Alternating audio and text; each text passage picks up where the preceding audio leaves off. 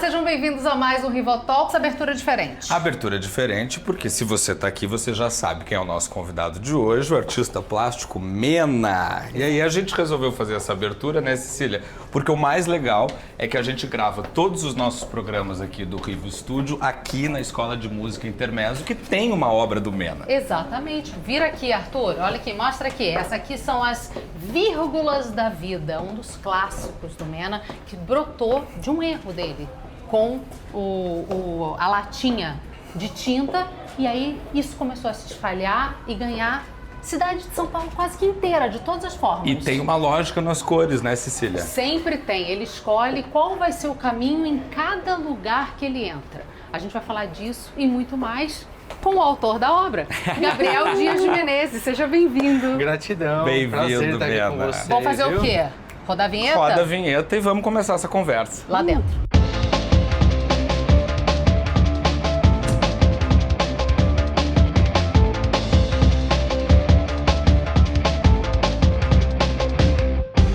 Bom, já sentados agora aqui no nosso estúdio, Mena, muito bem-vindo. Eu queria começar te perguntando o seguinte: você divide os seus dias entre se pendurar de prédios altíssimos, suas obras envolvem questões espirituais, energéticas, você tem uma cobra de estimação, inclusive.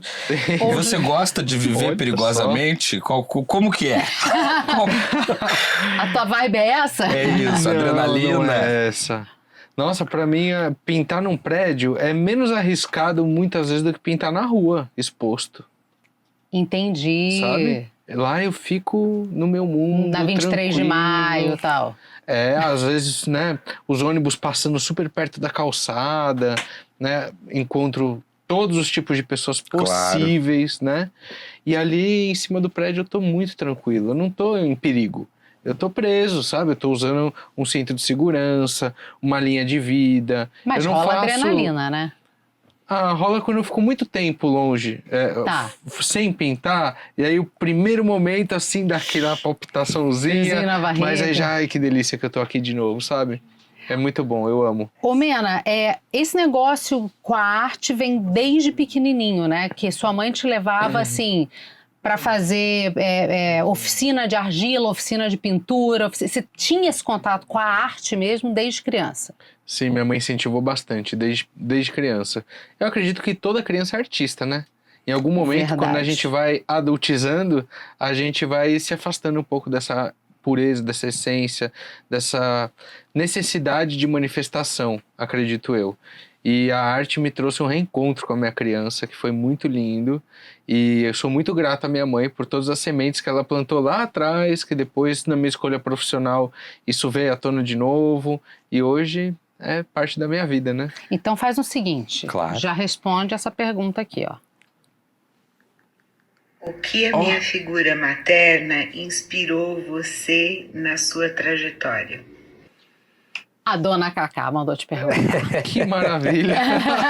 Arquivo confidencial. Essa foi inusitada. Gratidão. A minha mãe me ensinou a ser um ser humano melhor, sabe? A ser uma pessoa mais empática. Ela herdou também da minha avó um senso de doação para o próximo muito grande, de psicóloga, caridade. Ela é psicóloga, pedagoga infantil, né? E acho que ela me trabalhou muito bem, assim, enquanto criança, sabe? É um bom case. Com certeza, é um bom case.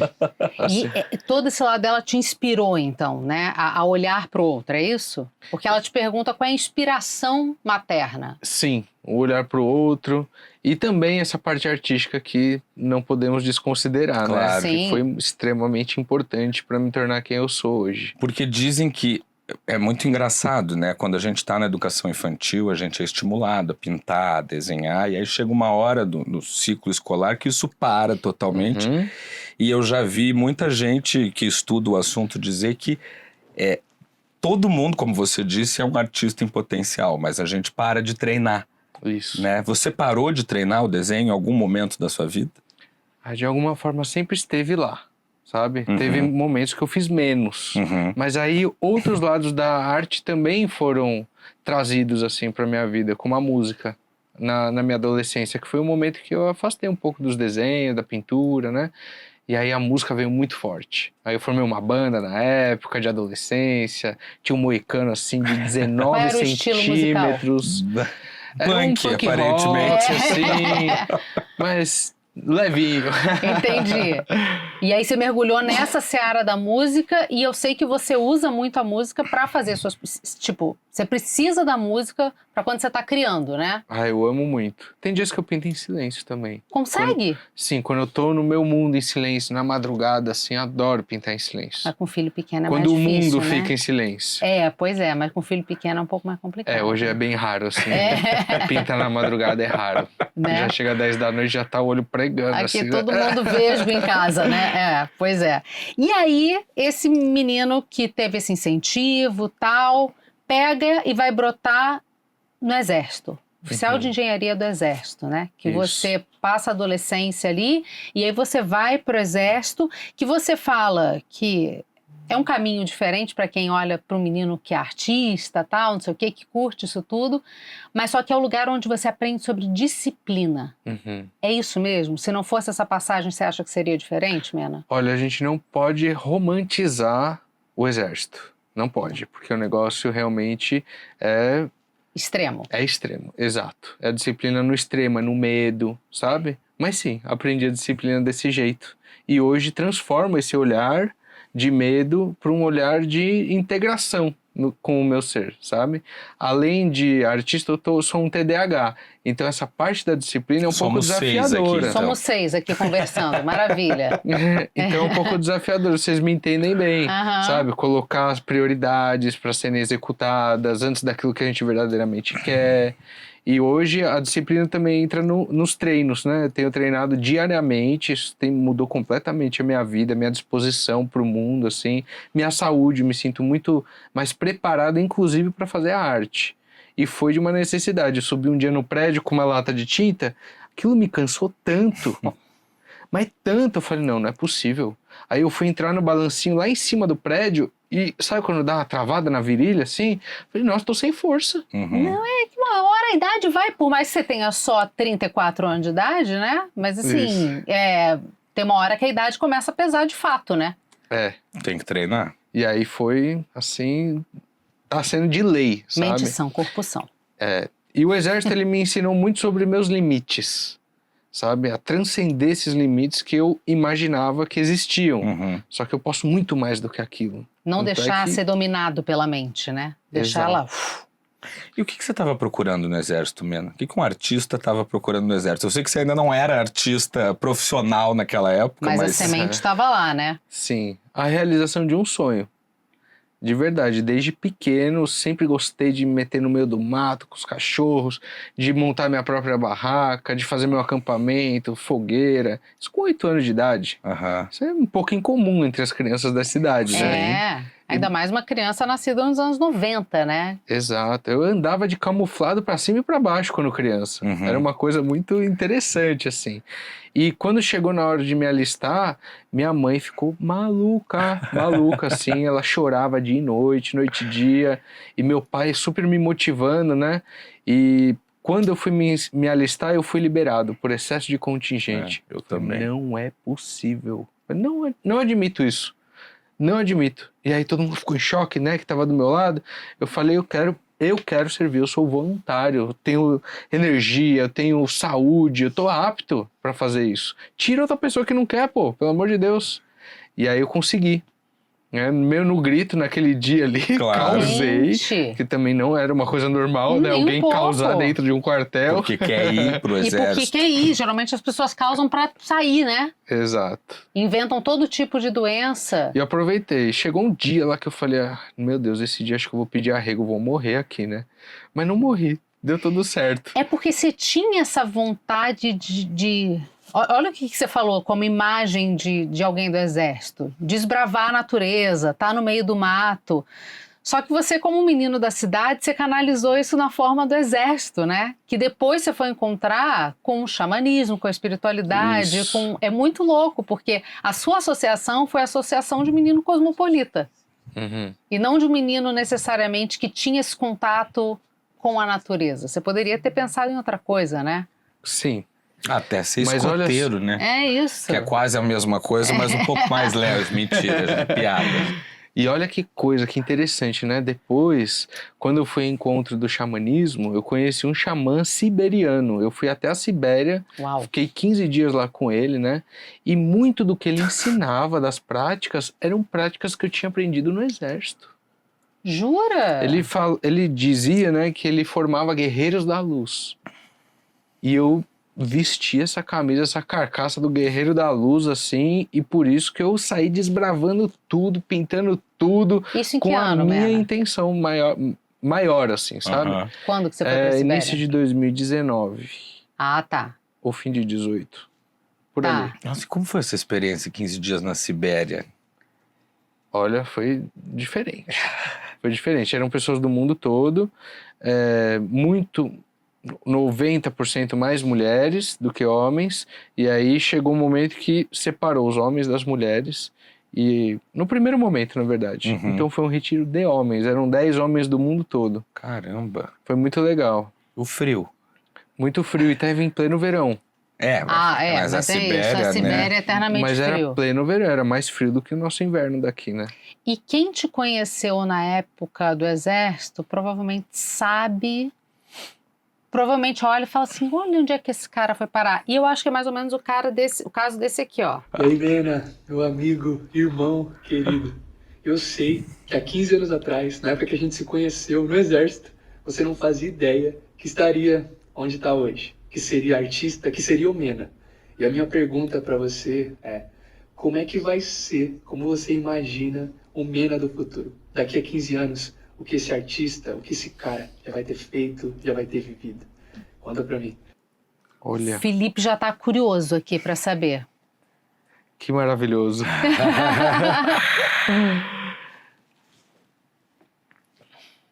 Daqui a 15 anos, olha, eu desejo que eu possa ter realizado alguns sonhos e algumas metas que eu tenho como artista. E olha que você já cumpriu várias, né? Já, como pintar as principais capitais do nosso país, levar a arte de forma acessível para essas pessoas. Isso é um sonho que é fácil de ser realizado, é só achar os parceiros certos e a abertura certinha do caminho. Mas é um grande sonho que eu tenho, sabe? E também sonho em pintar lugares de poder do mundo, por exemplo, a Índia, o Tibete, lugares assim. Pintar na Índia vai ser um desafio, né? Pensa aqui. Imagina. Claro. Terra essa do Holy quantidade de Festival. pessoas que a arte não pode chegar, sabe? Ah, você já foi naquele festival das tintas coloridas? Não, nunca fui pra Índia. Nunca foi? Ainda não. Tanto contatos, tantas imagens que você Convite pinta. é o que não faltou até hoje, mas vai chegar o momento. Vai. Ô, Mena, você estava falando agora dos seus sonhos de pintar várias capitais, pintar alguns lugares onde você ainda não pintou, mas você já levou as suas cores para muitos lugares, muitos Sim. mesmo, hospitais, escolas, ruas, Muro de Berlim, o Louvre, Uhum. né? A gente não está falando de qualquer coisa. Dá para dizer, assim, uma intervenção sua que te impactou mais entre todas essas que você já fez? Ah, tem uma que é muito especial. Podem ser duas? Claro. Óbvio. A primeira delas é a Garagem Automática da Luz, que foi um edifício que foi a realização de um grande sonho. Eu fiquei 2 anos e meio batendo na porta para querer pintar, 2 anos e meio assim, insistindo mesmo. E quando eu consegui, meu amigo, foi no dia do meu aniversário que eu assinei, né, A pintura o Missão contrato. foi feita no dia do seu aniversário. Foi a autorização. Que legal. 2 anos e meio, né? Foi assinada nesse dia, que foi o mesmo dia que eu assinei o contrato de compra da minha casa. Então foi um dia, assim, um momento Nossa! sagrado, sabe? Vitorioso. Foi uma virada de chave na vida mesmo, né? E aí logo em seguida fiz a minha família e tal. Então foi uma obra muito simbólica, assim, Uhum. muito. Foi uma dedicação, um presente meu para a cidade, sabe? Foi dinheiro do meu bolso e eu lá todo dia 5 da manhã, feliz da vida por estar lá fazendo, realizando esse sonho, né? Você não foi pago por aquela obra? Não, Várias ele que arca. Do Caramba. próprio bolso. Ele que banca. E assim, essa é a missão. e assim, todo mundo olha, não é só o custo da tinta. Você ter toda essa estrutura de segurança, Isso é o pagar a mais equipe, caro. é isso que pesa no fim das contas, né? A Com luz à certeza. noite para você pintar, as projeções. As projeções, exatamente, são equipes, né? E é muita gente envolvida para fazer um projeto desse acontecer. Mas ele tinha falado de 2 obras. Ah, Qual é a outra? Você falou a missão é essa. A outra é o Hospital M. Boemirim.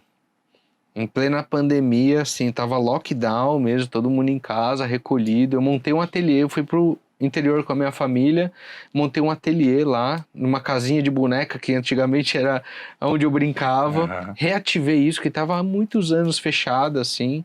Montei meu ateliê todo, né? Estante com as tintas, com os pincéis e tal. Produzi muito, assim. Em 30 dias, acho que eu pintei umas 50 obras. Nossa. Era dia e noite e dia, e eu trabalhando e não caindo nesse medo, sabe? Que tava tomando conta de todo mundo, não assistindo nada, tava ali na dedicação. Mas chegou um dia que eu falei, Deus, eu estou disponível para poder executar minha missão de outro jeito. Me manda um chamado, eu tô aqui, ó. E eu conversei sério com Deus essa noite. No dia seguinte, às 6 da manhã, recebi uma ligação para receber um convite para pintar em um hospital. Que lá tinham 300 casos de Covid, imagina. Nossa. Tava lockdown, tava todo mundo Sim. maluco Sim. com a doença. Não era de boa como foi no final, né? Tava todo mundo com muito medo. Minha mãe já logo, não, pelo amor de Deus, né? Você não vai. Lógico que eu vou. Eu pedi, como que eu não vou? Exatamente. E eu fui, parecia um cenário de guerra mesmo, parecia um campo de guerra.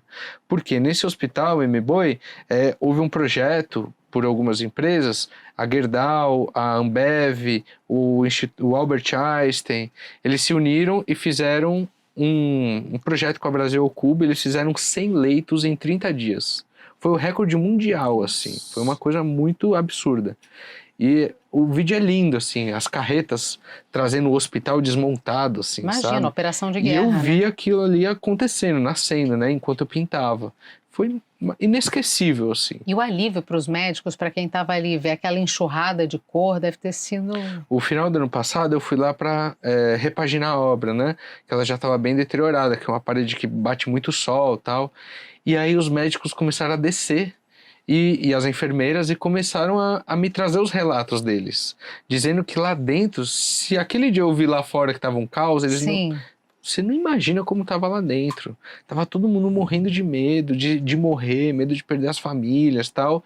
E, quando a gente vinha aqui para fora respirar um pouco, a gente se nutria com essa obra de arte, a gente voltava em outra vibração. Mas, Mena, é incrível, assim, eu não te conhecia, não conhecia suas obras, eu me mudei para São Paulo, e aí teve aquele dia que a gente foi comer feijoada no Laçu. Sim, lá E na Zona aí, Norte. na Zona Norte, tem uma pintura sua linda ali. E eu lembro que a sensação que a gente tem, a primeira vez que a gente vê uma obra sua, ela realmente é arrebatadora, eu acho. Você deve escutar muito isso, acredito eu. Porque a gente olha e ela faz, uou! A gente tem essa sensação. O que você acha que provoca essa sensação nas pessoas? A intenção. Não é a beleza, não é a intenção. Eu acho que a intenção, ela é além da beleza, né? A beleza, ela chama, as cores chamam, a técnica chama, mas a intenção que eu coloquei ali é o que vibra no coração das pessoas, ao meu ver, ao meu sentir, né?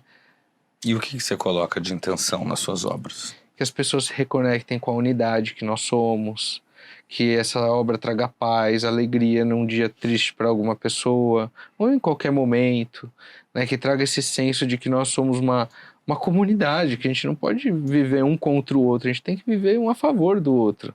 Mas é curioso, né? Porque o consenso, assim, de modo geral, é que a arte, depois que ela sai do artista, ela é do mundo e cada um enxerga aquilo, cada um vai ser impactado Sim. por aquilo de uma maneira, né? Absolutamente. Você já recebeu, assim, interpretações muito fora do que você tinha planejado inicialmente sobre alguma obra?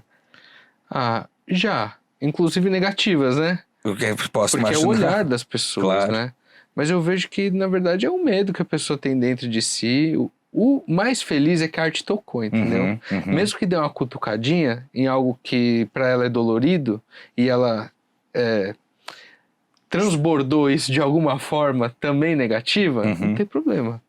A missão dela foi cumprida. Foi impactada. Exato. E aconteceu recente, a semana passada, uma, assim, bem Pesada. pesada. Agressiva. Super, super agressiva.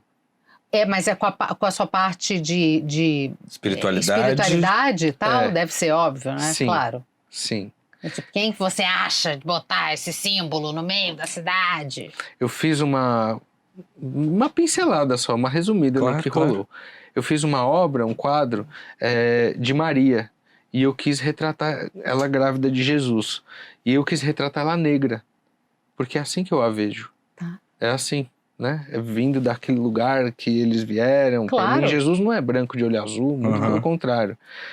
Isso é uma ideia Estereotipada. europeia, digamos assim. E eu fiz essa obra, coloquei essa obra, não vou dizer aonde, mas um dos clientes que estava lá deu um piti, dizendo que aquilo era intolerância religiosa e que devia tirar o quadro naquele exato momento, senão ele não ia voltar lá nunca mais. Assim, mexeu com a empresa inteira isso. Foi uma coisa que a ameaça dele, né, fez chegar na dona da empresa, que deu um come em todo mundo que estava embaixo dela, e foi forte, assim. E tiraram ou não? Tiraram. Claro, Tiraram. imagina. Você foi A encomendado? princípio, eu falei, então vamos lá e vamos tirar todos os quadros. Aí depois eu respirei, eu falei, que maravilha. Que bom, que bom! Aí eu falei, não, deixa os quadros lá que tá fazendo a missão deles. Isso, Não tá tem chamando problema. tá chamando a Tá atenção. ótimo. E o cara é um cara, assim, super hypado aí do nosso presente. E os quadros ficaram lá. Estão lá. Os outros. Então, se, Estão todos lá. se o senhor quiser Doar, mandar aqui pro Rivo a News, gente aceita, tá? a gente Se estiver gosta assistindo bastante. isso. Agora, as pessoas falam, você tem essa pegada espiritualizada de missão, mas a coisa não começou assim. A gente tem que falar para todo mundo. Começou com um menino que entrou na Faculdade de Belas Artes para fazer Isso. arquitetura. Isso aí. Por que arquitetura? Ah, Depois você saiu do exército, vou desbravar, vou me botar no limite, vou fazer arquitetura. De onde saiu isso? na adolescência a gente começa a receber uma pressãozinha social, né? Pra gente escolher logo a nossa profissão pra falar aquilo que a gente quer ser. Porque todo mundo pergunta, né? Uhum. Uma pressão assim... Eu nem falo isso pros jovens pra não, sabe? Não Aham. causar mais ainda. Uhum. Porque começa uma ansiedade tão grande de querer saber qual é o propósito, a profissão e tal. E aí eu pedi pra minha mãe colocar num teste vocacional. E eu fiz dois trabalhos, um com um terapeuta individual e outro com um grupo, assim, né? E deu 3 coisas: publicidade, Forças Armadas, que era... Então você já estava Já tinha saindo. passado. Exato, e deu arquitetura. E aí, nessa época, eu ainda estava para servir o exército, né? Então, servi, fiquei super satisfeito. Falei, ok, para mim não preciso Era mais isso. do serviço Tá. público desse... Já Aham. tinha esse evento. Exato. Beleza. Então, sobre arquitetura e publicidade. Eu estava no exército nessa época, porque para servir na escola de oficiais precisava estar na faculdade. Então, eu entrei na faculdade de arquitetura primeiro. Testei um semestre, falei, nossa, adorei.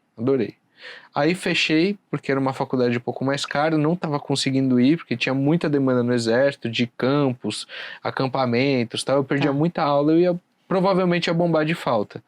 E aí eu falei, então vou testar também a publicidade. Entrei numa faculdade bem baratinha, fiz um semestre de publicidade, aí eu Não dá. não é isso. Eu Vou usei voltar para 8. arquitetura. Eu no primeiro sabia que não ia dar, mas fui até o fim. Ah, Aí eu acabei o exército, tal, e voltei e comecei do zero a arquitetura. E, meu Deus, eu me dediquei muito, foi maravilhoso, assim. Foi um curso que me dava muito prazer. E muito curiosamente, 2 brinquedos, né, que eu gostava muito quando criança, o meu preferido era Lego. Aham. sim. E depois, né, quando saiu o computador, tal, The Sims. Nossa, E a eu parte de amava. construir a casa, Só né? construía, nem brincava lá com a família, era só ficar brisando. Eu tinha os códigos, né, pra ganhar mais dinheiro, pra poder Motherload. equipar. Isso mesmo! Pra poder equipar a casa. E aí, nossa, me realizava muito fazendo isso. E aí você curtiu tanto que no segundo semestre você já estava trabalhando Já, e depois você abriu o teu escritório. exatamente. Passei por uma construtora que estava construindo o colégio, fazendo uma grande reforma no Colégio Cristo Rei, colégio bem tradicional aqui da Vila Mariana. Amei. Fiquei 1 ano lá nessa construtora, assim, aprendi muito. Foi uma grande escola para mim. E depois trabalhei no escritório de arquitetura de um professor meu, do Mário Biselli, do Arthur Catiborian, que são arquitetos super renomados, assim, no Brasil, né? Ganharam vários concursos já, etc. Aí eu vi que não era o que eu queria. Que, nossa, era uma tortura. Era uma tortura ficar na frente do computador. Eu dormia na frente do computador. Nossa, era uma coisa maçante, assim, sabe? Entendi. Não tinha muito prazer em fazer aquilo. Não era nada como no The Sims. Não era. Não era. Mas Era aí bem você mais pegou, complexo. insistiu e abriu o teu. Aí eu acabei encerrando esse ciclo de escritório e tal, e tomei a coragem de abrir o meu escritório por demandas que estavam chegando para mim. Entendi. Né? Um amigo, faz um projetinho. Eu fiz um projetinho assim de amizade. Tá. Aí desse projeto veio outro, aí veio outro.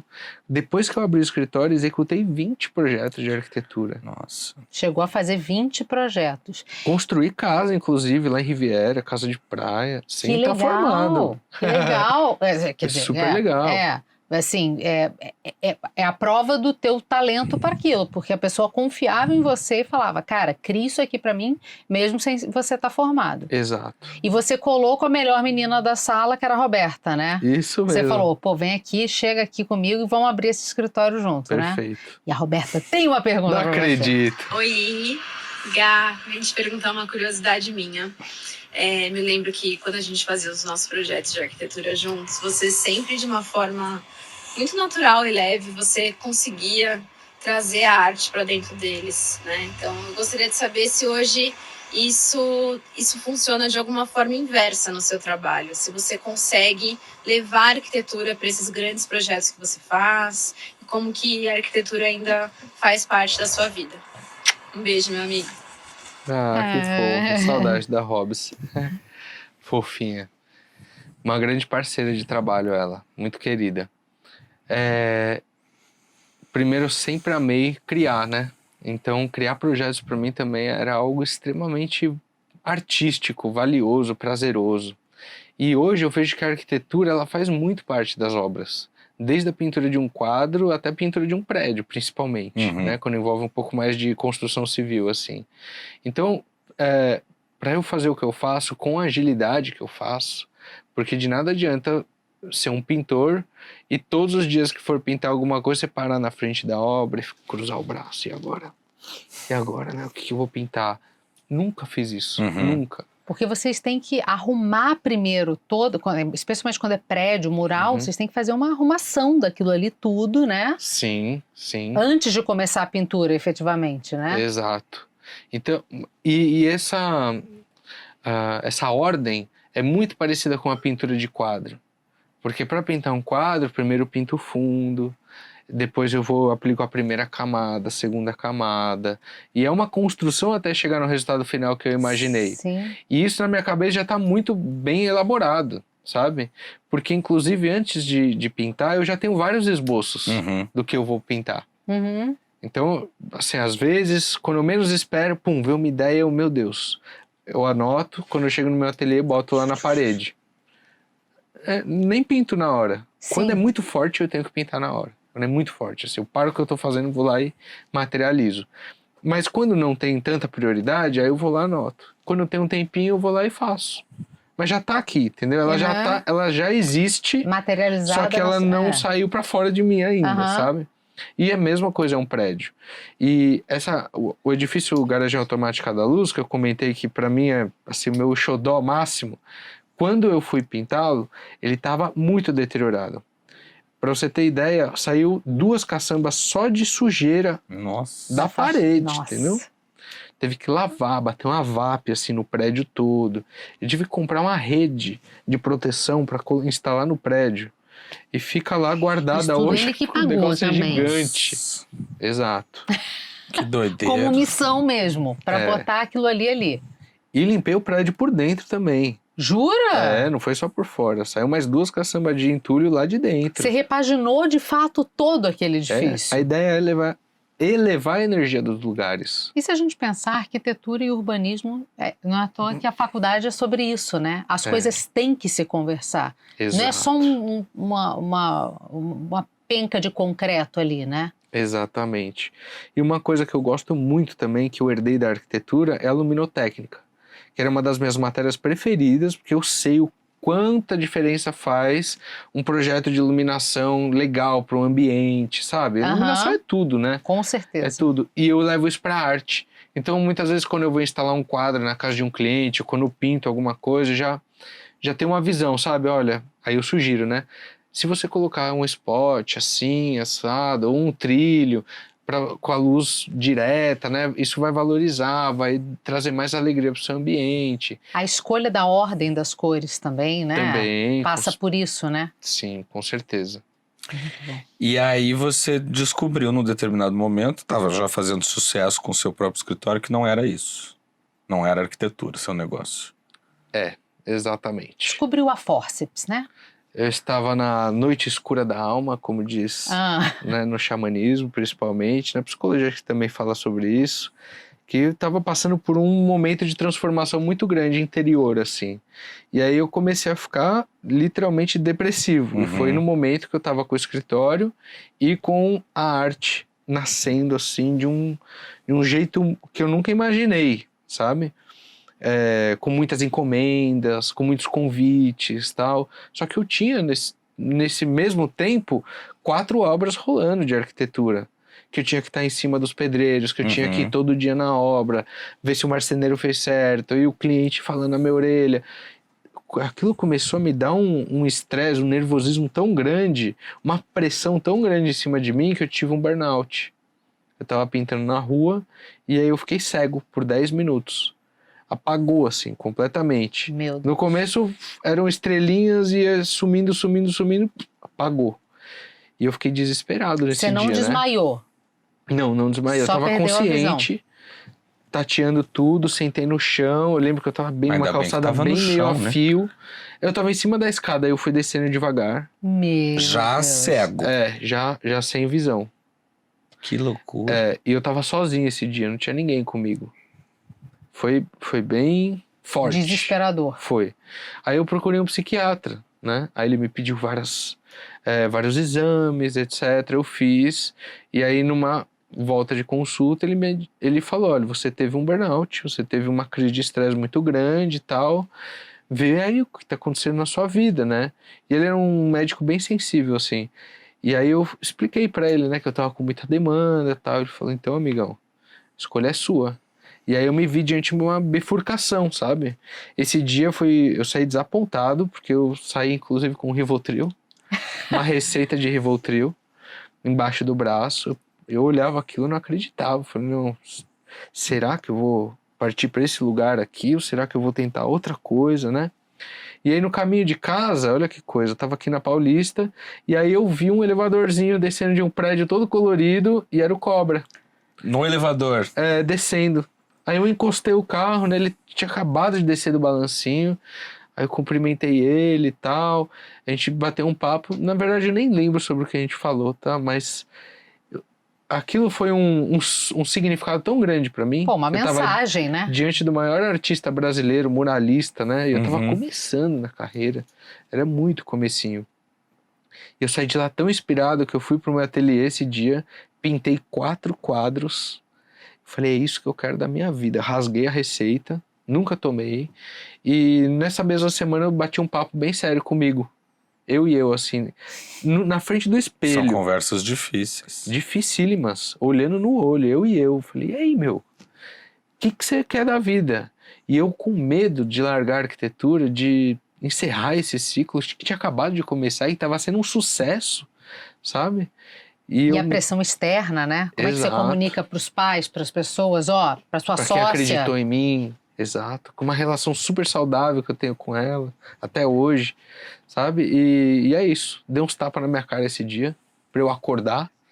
Eu me identifiquei como artista e eu me abracei nesse mesmo dia. E aí esse dia eu decidi o que eu ia fazer. E nesse momento você já era Mena? Ou você ainda era Gabriel Menezes nessa época? Eu acho que era Gabriel Menezes.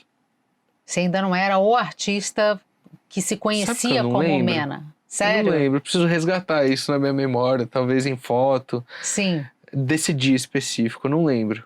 Mas estava bem nessa transição. Porque assim. estava nesse momento de nascer essa figura que você virou depois, né? Sim, Foi a exato. partir desse dia que você falou, não, a minha vida vai ser dedicada Eu sou artista. a isso. Eu me assumi, né? Uhum. Me assumi Saiu do artista. armário como artista. Exatamente.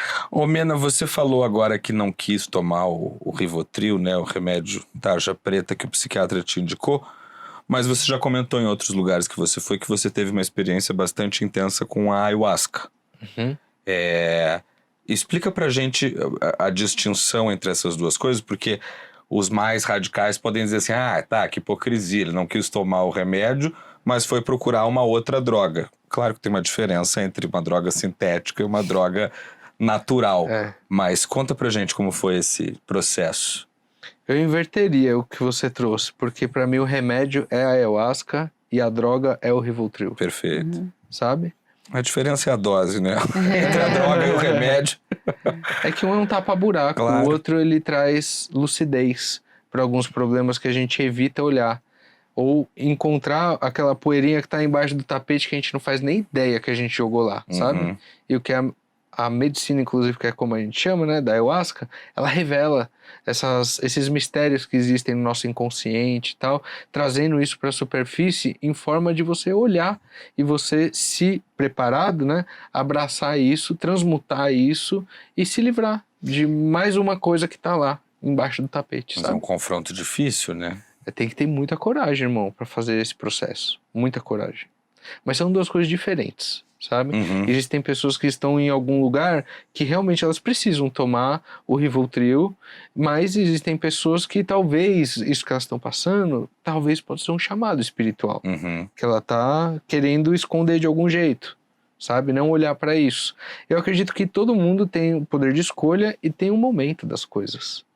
E se às vezes a pessoa, né, toma o Rivotril para se reencontrar e em algum momento ela escolhe não tomar mais e tomar a medicina para ver como é que é. Tá tudo certo. O importante é ter sempre a orientação e os alertas, né, Mena? Que você sempre fala disso. Porque muita gente vai por esse caminho pela curiosidade, porque ouviu falar que... Só que você sempre fala da importância de uma anamnese, quem é que pode tomar, quem é Isso. que não pode tomar. Eu acho importante a gente fazer esse Com alerta. certeza. Importantíssimo, com certeza. Porque não é qualquer um também.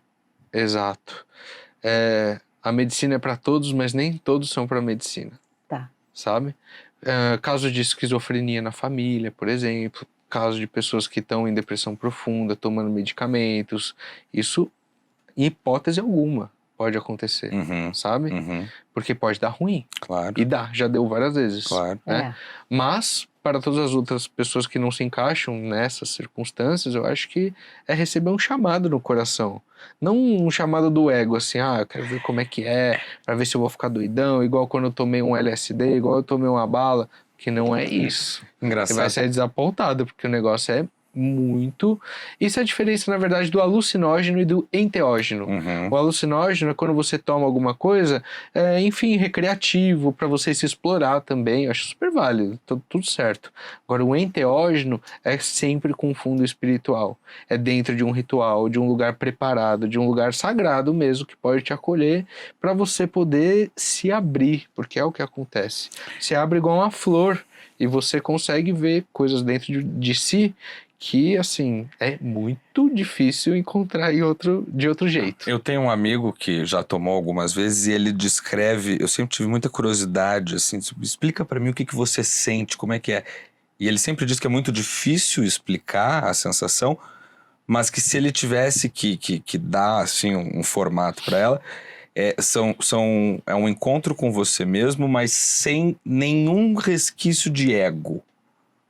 É você se ver sem nada de ego. Na pureza. É por aí.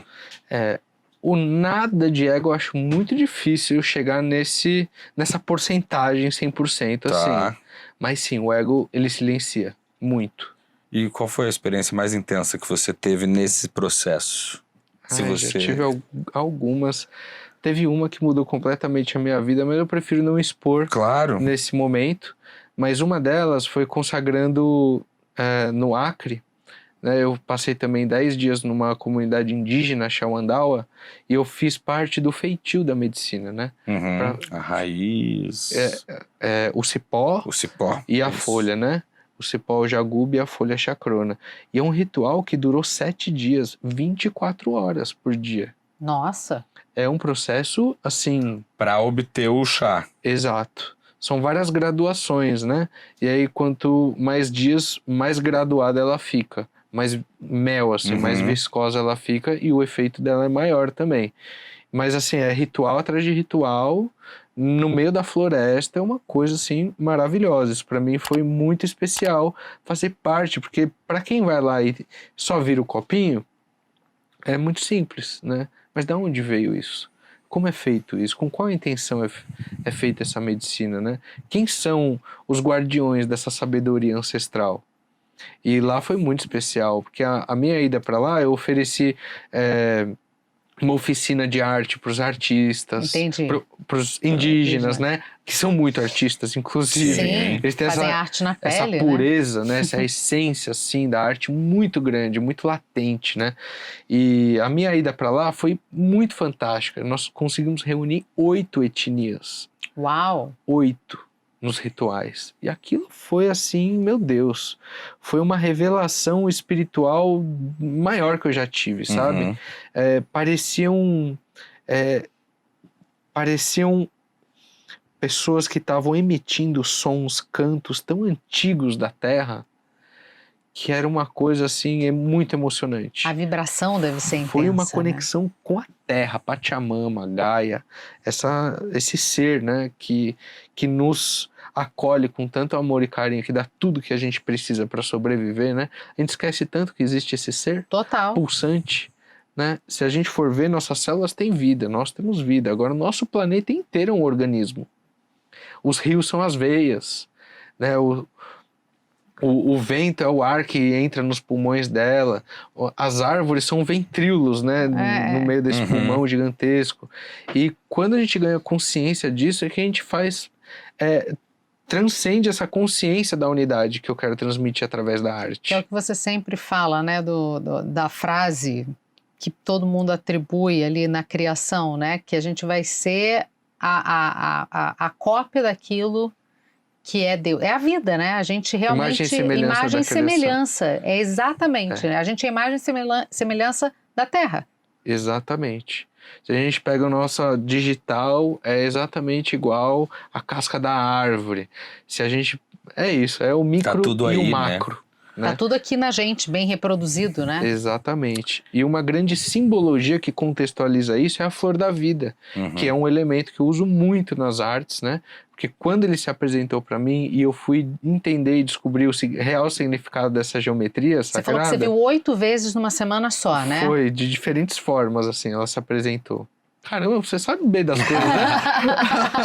E aí você viu, e você falou, cara, eu tenho que estudar sobre isso, eu tenho que entender o que é isso. Exatamente. E aí eu fui pesquisar Flower of Life, né, que é a flor da vida. E é exatamente a geometria que está dentro das nossas células, na anatomia perfeita do nosso corpo humano, no planeta Terra todo, é o micro no macro. É muito doido. Que tem mais de 30 mil anos, né? A primeira vez que ela foi desenhada. Exato, no templo de Osíris, no Antigo Egito. É um templo que os arqueólogos nem gostam de estudar, porque os arqueólogos estudam até 15 mil antes de Cristo, né? Uma coisa assim. Agora, esse templo tem 30 mil anos. Meu Deus. É muita coisa, né? E muito conhecimento lá atrás também, né? Para os caras botarem aquilo ali. Esse é o que você fala que está... Esculpido a laser. É. Agora você vai explicar como é que esculpe a laser uma coisa 30 mil anos atrás, seu Mena. Olha, eu acho que a gente não sabe de nada. Esse é o verdadeiro negócio. Mas por que você entende que ele foi esculpido a laser ali? Não é que eu entendo, foi comprovado. Os cientistas fizeram um estudo lá e comprovaram que ele foi feito a laser. Inclusive a tumba de Tutankhamon, que é aquela tumba super famosa, né? Aquele sarcófago feito em ouro maciço, também esculpido a laser. Foi descoberto recentemente, inclusive, que embaixo das pirâmides existem estruturas com quase 1 quilômetro para baixo. Né? Que a galera fala que não é bem assim, é assim. Tem 1 milhão de estudos dizendo que não... Eles fizeram, né, o mapeamento 3D para ver. Isso, E aí exatamente. viram que teriam coisas ali embaixo. Aí tem gente, os cientistas, assim, enfim, a ciência menos espiritualizada, digamos assim, fala assim, não é possível, não é assim, não tem como garantir, mas que tem alguma coisa de estranha, tem. Eu amo muito o Egito, sabe? Eu estudo muito sobre ele. E as pirâmides é muito diferente do que as pessoas pensam, né? Porque talvez lá na escola a gente aprendeu naquele capítulozinho do livro de história que as pirâmides eram tumbas, né? Isso. Só que é mentira, nunca foi enterrado ninguém ali, sabe? É um negócio com muito mais eficiência do que aquilo. Era um base de energia taquiônica, que Nikola Tesla, depois de muito tempo, inventou essa energia, que é a energia que tem no todo. Ele inventou só um receptor, que é uma antena, né? E essa energia está em tudo, está no ar, está na água, está na natureza, Então tá no sol. aquilo ali eram as antenas deles. Eram as antenas de energia elétrica. Mas E armazenamento, inclusive, né? Mas a gente está falando aqui de uma coisa divina ou de, sei lá, vida alienígena? Assim? É lógico que sim. Não, lógico que sim. Qual das duas coisas? Extraterrestres, claro. Extraterrestres. Imagina uma coisa, o Sol para você é um ser vivo? Não. Não. Não. Ele pulsa e emite esse calor que mantém a gente vivo como? Ele é vivo. Tem uma definição do que é vivo. Ele não é um organismo. Nosso planeta Terra não é um ser vivo? Gigantesco que nos abriga aqui? Se não fosse essa troca de ar, se não fosse as árvores atuando, se não fosse a nascente. Se você a gente não enxergar as teria nada árvores como disso. pulmões, beleza. Não é um ser isso, vivo a árvore? É. A mãe natureza é viva. É Sacani nítido. nunca mais vai voltar no Rival Talks depois Nunca dessa mais, entrevista. nunca Volta, mais. Sacani. É que ele já veio 2 vezes. Ô, Mena, falando um pouco ainda sobre isso, mas trazendo um pouco mais para nossa contemporaneidade. As suas obras, elas são todas elas têm muito essa pegada espiritual. Todas. Mas você usa uma estética pop, assim, urbana, né? Como é que você faz para que uma coisa não engula a outra? Porque é isso, a gente enxerga... Eu acho que as suas obras, aí é uma impressão particular minha, elas prendem o seu olhar pela estética e aí depois você para ver o que tem ali e pode refletir a respeito da sua mensagem. Mas isso é intencional? De alguma forma sim. Porque eu vejo que a natureza atua desse jeito. Uma flor muito exuberante que chama a sua atenção, quando você se aproxima dela, você vai se atentar aos detalhes, talvez ao aroma, né, que ela tem. Eu acho que é por esse lado, assim. Para mim é importante que a obra chame atenção, para causar essa reflexão posteriormente. Você traduziu perfeitamente. Entendi, tá vendo? A escolha pelas cores do arco-íris também passa por isso, mas não só por isso, né? Não só por isso. Eu comecei a reparar que o mundo, ele só é colorido porque existem as 7 cores, né? Sim. O espectro das 7 cores. Se não existisse o arco-íris, o mundo seria preto e branco. E que triste seria, né? Opa. E nós reclamamos tanto das nossas cidades, principalmente da cidade de São Paulo, que é cinza, que é poluído, que não tem cor, não tem natureza, etc. Então, é uma das causas também que me fez refletir sobre essa identidade que foi nascendo, né?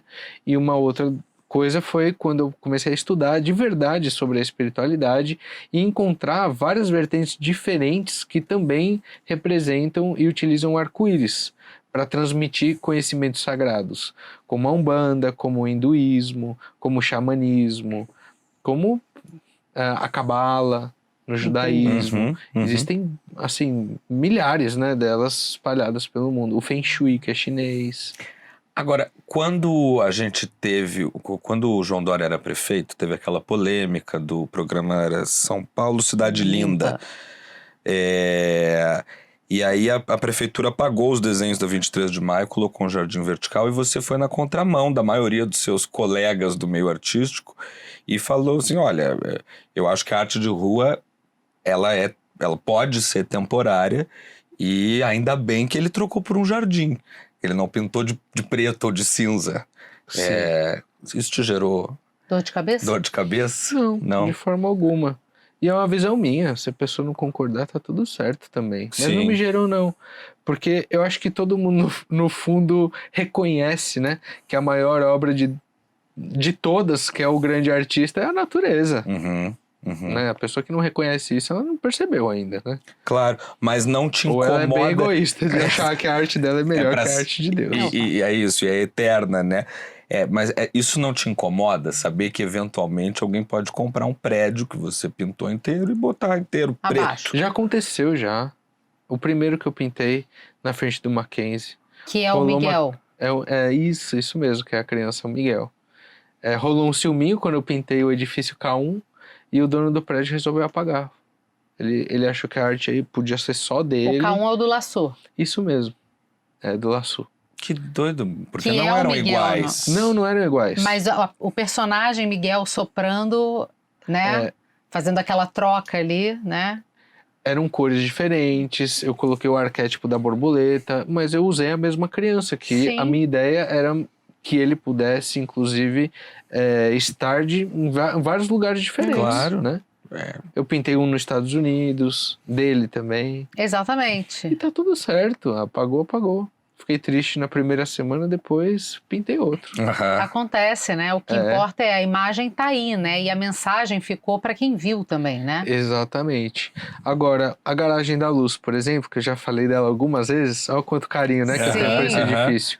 Os donos ficaram tão felizes com a intervenção que eu realizei, que eles sentiram de verdade tudo que trouxe, porque o estacionamento melhorou, o prédio melhorou em si, eu cuidei do jardim, eu fiz tudo o meu melhor ali, coloquei iluminação no prédio que nunca teve, Sim. sabe? E aí eles falaram que aquele prédio lá eu posso trocar arte quando eu quiser, posso trazer novos projetos, então eu já repintei ela, inclusive, né? Já repintei um mural lateral dela, e assim, quando eu cansar eu vou lá e repinto. Essa legal. grande tela no meio Sem da apego. cidade. A arte é atemporal, atemporal não, ela é constante, assim, Constante. sabe? E eu tenho energia para fazer. Ela é fluida, né? Exato. Ela vai caminhando de acordo com os tempos, né? Com o que Exato. está aí. Aí só a gente vê a evolução da arte. Mas só voltando aqui rapidamente à questão, não da ayahuasca, Especificamente. obrigada, especificamente, mas você teve esse chamado que você conta, né? Que você estava lá se recuperando de uma onda de trabalho, você foi pro meio do mato, você teve o chamado, você falou, você já vinha estudando a ayahuasca, você falou, não, agora recebi esse chamado, tá na hora de eu ir lá experimentar isso. Você chegou em casa, falou para sua família, ó, gente, vou lá experimentar. A família falou, você tá louco? Uhum. Mas teve uma pessoa que falou, inclusive, vai ter foi sua irmã, né? Foi. Vai ter o lugar aqui para experimentar. Foi a tua irmã que te deu esse clique que você falou, então é isso. Exatamente. É nesse lugar que eu vou. E a tua irmã hoje é a sua empresária. Ela é. É a pessoa que está contigo ali, né? E ter essa cumplicidade familiar fez qual diferença, Mena? Toda, porque minha irmã é uma administradora de empresas, né? Hoje eu não sou só um artista, agora a Mena também é uma empresa, né? Existem funcionários que trabalham com a gente, existem estratégias para a gente poder atingir novos lugares, novas empresas, novos projetos. E a Amanda é a grande cabeça dessa empresa. Ela que toca o financeiro, a gente brinca que ela é eu presa. Ela que toca o financeiro, ela que fala com os grandes clientes, ela que cuida da parte contratual. Para você sabe? ficar única e exclusivamente dedicado à sua arte, né? Mais ou menos, porque eu participo bastante. De tudo claro, também. Sim, mas ela que toma a frente. Uhum. Esse seria pra mim o cenário ideal, tá? Tá. Eu só vou. Tá. Sou apenas um Bom, Eu ia artista. ser tão feliz, tão mais feliz. Meu Deus Mas do céu. tem que participar também, né? A semana passada, inclusive, tivemos acho que uns 3 dias seguidos de escritório. E aí eu falei pra ela, Amanda, tô igualzinho, eu tava no escritório de arquitetura, assim, ó, dormindo em cima do computador, sabe? Ai, Uhum. Drena a tua energia, que né? desgastante que é pra mim, meu Deus do céu. Quando você não tá criando e tá ali só Prefiro cuidando da pintar parte um prédio em burocrática. 3 dias do que 3 dias de escritório. Muito mais. Porque ser artista no Brasil... Aliás, ser artista não é fácil, mas no Brasil ainda tem a dificuldade a mais da falta de incentivo geral, né, Mena? Falta de incentivo, cultura, imposto. Imagina, artista pagar imposto para pintar um mural é uma coisa muito louca, assim, né? E é difícil, não é fácil. E nesse momento ainda, né, que a gente está discutindo tanto a questão da denúncia do Felca sobre adultização, sexualização, eu tenho falado muito sobre isso, a importância. A gente tem no Brasil um contingente enorme de gente fazendo conteúdo bom, bonito, positivo, educativo, inspirador e humanitário, e até mesmo falando de entretenimento, de qualquer coisa. E eu acho que você falou que a gente tem uma questão não só de falta de incentivo, mas também de cultura também, né? Muito forte. A gente ainda cede uma grande parte do nosso tempo, como sociedade mesmo, a essas pessoas que ou cometem crime em nome de engajamento, ou que só entregam aquele conteúdo que apodrece o cérebro, né? Só que ao mesmo tempo a gente é uma nação extremamente cultural. E rica. E rica culturalmente, tanto falando das diferenças entre as nossas regiões, quanto sobre aquilo que nos une de certa maneira, futebol, carnaval, música. Temos mais de 200 etnias indígenas, muito rica de cultura. E por que a gente tem essa dificuldade tão grande de consumir arte? Para além daquilo que é mais popular. Ou de fácil acesso, né? Eu acho que o brasileiro tem uma visão de que a arte é muito inacessível, sabe? E quem de verdade valoriza a arte no Brasil é quem já teve a oportunidade de viajar para o exterior, de visitar museus lá fora, de ver o quanto as pessoas realmente valorizam lá do outro lado do mundo, né? Faz fila na frente de museus, museus sempre cheios. É um passeio que não é só turístico, é um passeio do pessoal que vive lá, sabe? Para se nutrir disso. Sair inspirado. Eu acho que para arte, nosso país é muito forte com a música, né? Isso é uma referência no mundo inteiro. Claro.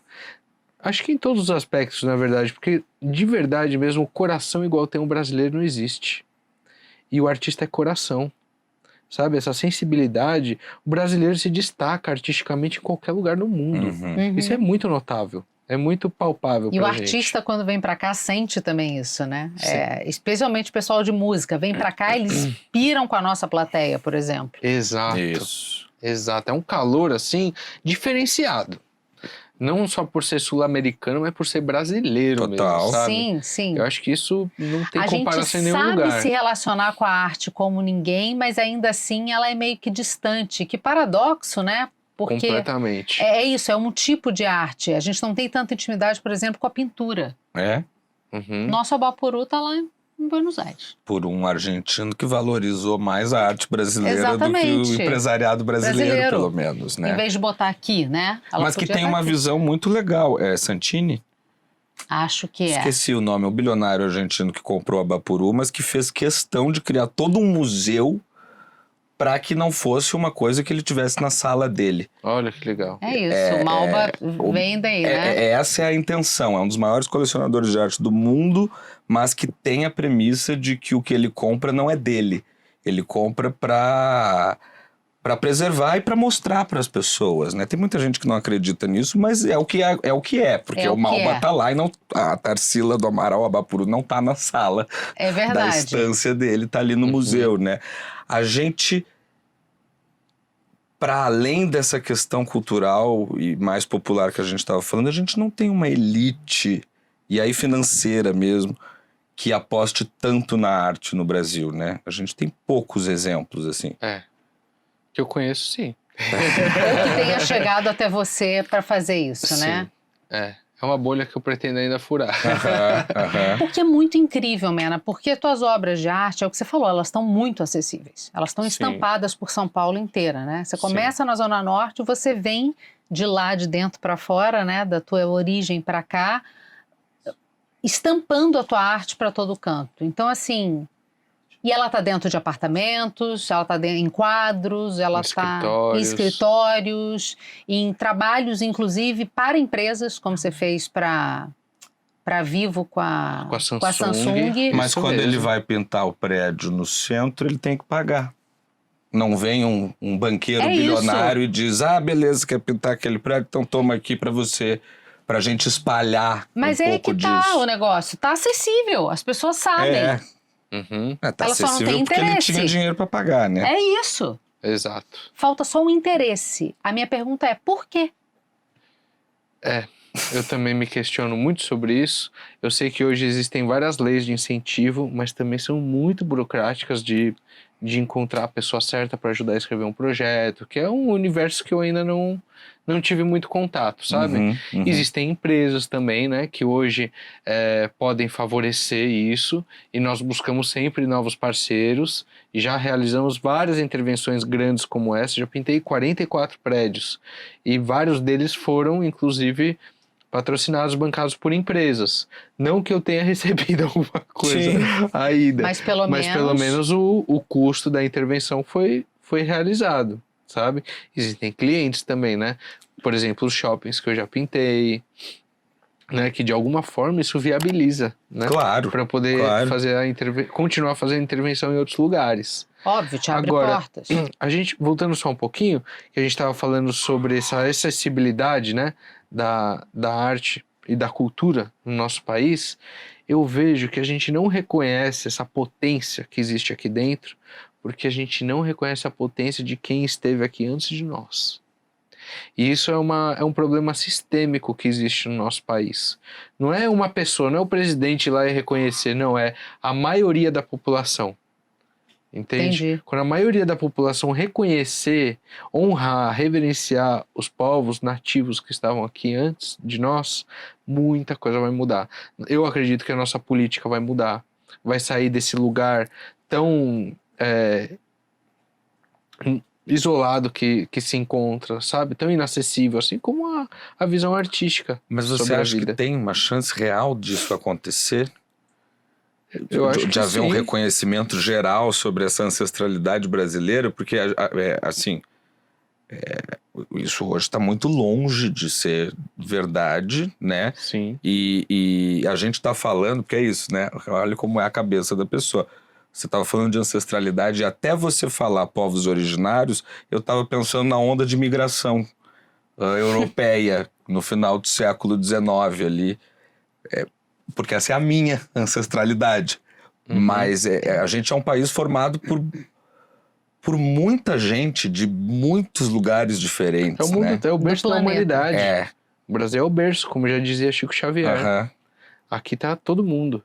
Mas existem pessoas que pisaram aqui antes de nós. Com certeza. E que houve Estavam o maior aqui. massacre da humanidade. A gente foca muito no nazismo, na época, né? Sim, a Naquela guerra. época, exato.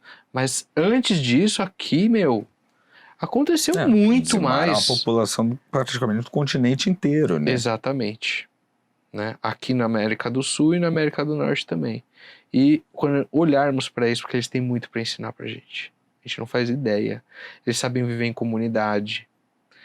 Pouco se fala numa comunidade indígena, Uhum. sabe? Eles se comunicam pelo sentir, É assim. É muito uma coisa fluido. que é fluido, É exatamente. porque cada um Não sabe. precisa de alguém mandando, igual estamos acostumados aqui na Que vai cidade muito grande. na linha do Avatar, do James Cameron, né? De Perfeito. que, e sem tilelezice aqui, mas de que é tudo uma coisa só. Exato. É isso. De que a gente... Porque é isso, né? No filme eles... Sei lá, o bicho que voa sabe exatamente a hora que ele tem que baixar, porque ele está conectado no cabelo verdade. do cara que monta. É uma coisa bem... Eu acho que vai muito nessa pira. É um cara que veio muito ao Brasil fazer pesquisa, talvez... E é um cara que tomou ayahuasca antes de fazer o filme, Uhum. pra ele entender sobre o que ele tava O falando. James Cameron? Sim. Ah, não sabia. Faz Inclusive muito aquela sentido. árvore sagrada lá no Avatar, né? Eiwa. É Samaúma, que é a árvore sagrada para os indígenas. Lá habitam os espíritos ancestrais, Aham, né? No aham, filme, aham. que é uma releitura dos povos originários. Bom, ele conseguiu trazer para a cultura pop, mas nem todo mundo assimilou, né? Para ver a nossa dificuldade de compreensão das coisas, né?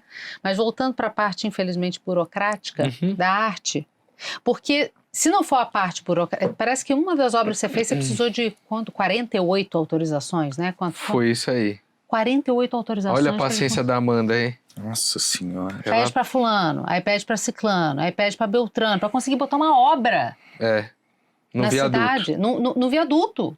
48 Sem envolver repartições. nenhum real da prefeitura. Nenhum real. Pelo contrário, tivemos até que pagar pelo apoio da CT. Nossa senhora. Entendi. Tá. Entendeu? Olha onde chegamos, né? Então, o que mostra que fazer arte é complicadíssimo. É. Na esfera pública, pior ainda. Mas tem gente que ainda quer ser artista. E a gente tem um esquema de membresia aqui, tem pessoal que assina para participar do nosso canal, para incentivar a gente também. E aí, quem é Rivo de Ouro, é só Rivo de Ouro? Ouro e Prata, fica sabendo antes das entrevistas e pode mandar uma pergunta. Uhum. E o Thiago Nunes mandou uma pergunta aqui para você, olha só. Fala, Mena, tudo bom? Como é que vai? Thiago Nunes aqui. Em primeiro lugar, parabéns pelo seu trabalho, muito lindo, muito legal. Eu sou pai de artista, tenho um filho, Otávio, 18 anos, que desde os 7 está estudando desenho sem parar, constantemente. Então hoje ele já é quadrinista, pintor, artista plástico, muralista, já fez alguns murais de escola, de igreja, de algumas coisas aqui no interior de São Paulo. Tá com o primeiro quadrinho dele, esse aqui é a autoria dele. E então minha pergunta não é para um iniciante, é para alguém que já está ali do intermediário para o avançado. Como dar um próximo passo na carreira? Como sair ali do médio, né, de quem faz os trabalhos aqui no regional, de quem está ali numa editora lançando alguma coisa independente, como chegar nos grandes, né? Como chegar nos bons clientes, nos grandes clientes, nos bons trabalhos, como que alguém que está aí nessa área e quer realmente se profissionalizar nessa área cada vez mais, pode realmente ir para um novo patamar como o seu, como o de outros grandes artistas plásticos que tem essa visibilidade como você tem, essa relevância como você tem, enfim, como chegar num patamar como o seu, dos grandes. É isso aí, muito obrigado aí, um abraço, parabéns e continue aí com esse trabalho fantástico que você tem feito. Até. Ô, Thiago. Obrigada, Thiago. Gratidão. Olha, que especial, né, essa pergunta? Porque eu gostaria muito também de poder transmitir essa mensagem, sabe, para pessoas que estão nessa busca, que estão querendo seguir esse caminho da arte, né? Desde o começo, quando eu comecei lá atrás, pintando as garrafas de Absolute, que foi realmente o start, assim, né, da minha carreira artística, eu tive uma percepção e uma intuição de que eu devia guardar aquele dinheiro. Então eu guardava todo esse dinheiro, eu fui guardando. Todos os primeiros trabalhos, acho que por uns 2 anos, eu fui só juntando dinheiro. Eu tinha literalmente um envelope dentro da minha gaveta, assim, e todo o dinheiro que eu recebi, inclusive de conta, eu tirava, guardava no envelope. E com esse dinheiro depois, eu comecei a fazer os murais nas ruas, a comprar tela, a investir no material que eu não conhecia. Eu sou autodidata na arte, nunca fiz um curso de artes. Por mais que eu tenha aprendido técnicas na faculdade, né, isso tudo foi, assim, na raça mesmo. E o que eu tenho para dizer pro Thiago é que, né, o filho dele possa investir nele mesmo, sabe? Se possível, guarda todo o dinheiro que ele puder para investir nele mesmo, porque isso fez toda a diferença na minha caminhada. E é passito a passito, tem que respeitar a ordem natural das coisas. Se ele, porventura, der a sorte, inclusive, de viralizar com algum vídeo na internet, pô, isso aí é fantástico, porque vai dar um upgrade muito rápido, né? Mas também precisa estar preparado para a demanda, precisa estar estruturado, precisa entender que um artista não caminha sozinho, que quando você precisa de... acho que todas as pessoas, né, precisam de mais mãos para trabalhar quando existe um sonho por trás, ainda mais num lugar grande que ele quer chegar, sabe? Contar com outras pessoas, colocar isso na mídia, que é um investimento que nós temos feito recentemente, né, com uma assessoria de imprensa. Possa ter acesso, né? Exatamente. E semeando isso de alguma forma, tanto fisicamente quanto por trás. Né? Por trás eu digo uma equipe mesmo que possa representar de alguma forma, né? Mandar uns e-mails apresentando, entrar lá no LinkedIn e ir se comunicando por outras plataformas que não só o Instagram, né? Como tudo bem, o Instagram é a força maior na atualidade, principalmente para um artista plástico. Mas ir soltando também esses vídeos no TikTok, vai que surge clientes através de lá. Claro. E atirando para todo lado.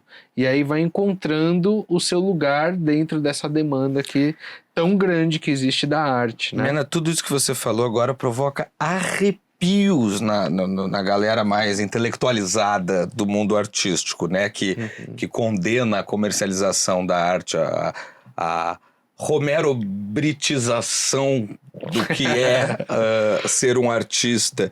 E você faz muitas obras sob encomenda, faz obras dentro das residências. O que você acha, assim, dessa coisa que muita gente tem de que o artista que vive mesmo pela arte, ele tem que ser uma coisa meio deprimida, meio sofrida, meio miserável. Meio solitária. Meio solitária e nada comercial. Porque isso que você disse agora, assim, de estar respondendo a uma pergunta sobre como manter o filho do Thiago num caminho bacana para se tornar um artista, e você falar de redes sociais, tem colegas seus que iam ter uma síncope, né? Olha, eu acredito que ninguém escolheu a arte por acaso, ou a arte não escolheu também a pessoa por acaso. Existe um propósito muito maior acima de qualquer coisa, certo? Agora, como se manter dentro dessa profissão, entregando o melhor de si e podendo expandir cada vez mais? Para mim, quando eu falo em expansão, quando eu ouço essa palavra, eu também sintonizo isso com prosperidade, certo?